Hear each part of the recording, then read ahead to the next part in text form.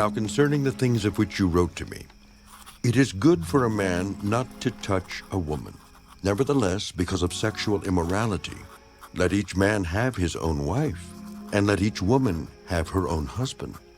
Let the husband render to his wife the affection due her, and likewise also the wife to her husband.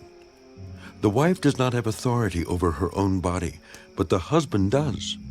And likewise the husband does not have authority over his own body, but the wife does. Do not deprive one another except with consent for a time, that you may give yourselves to fasting and prayer, and come together again so that Satan does not tempt you because of your lack of self-control. But I say this as a concession, not as a commandment. For I wish that all men were even as I myself.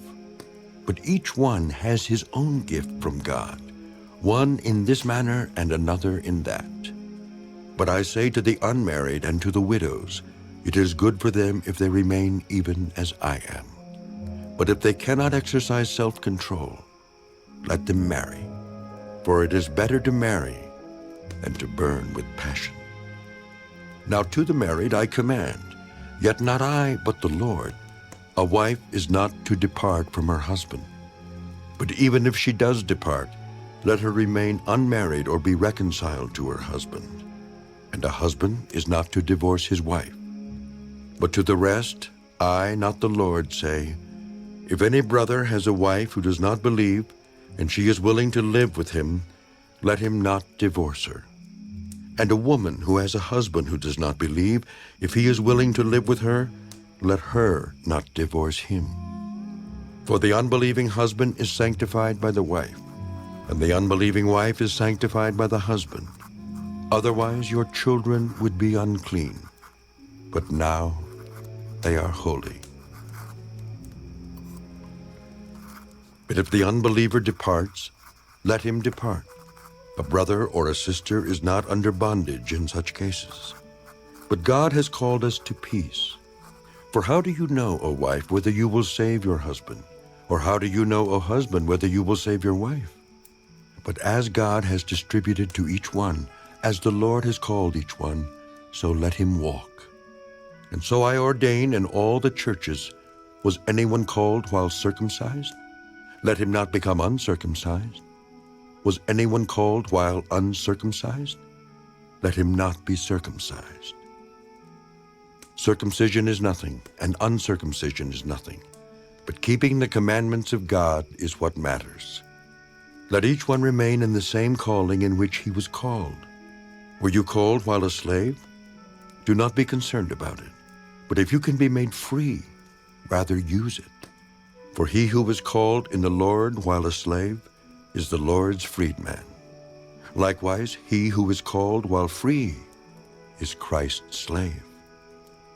You were bought at a price. Do not become slaves of men.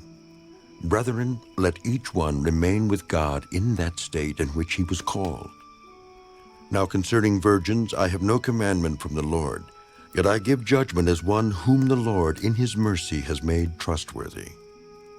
I suppose, therefore, that this is good because of the present distress, that it is good for a man to remain as he is.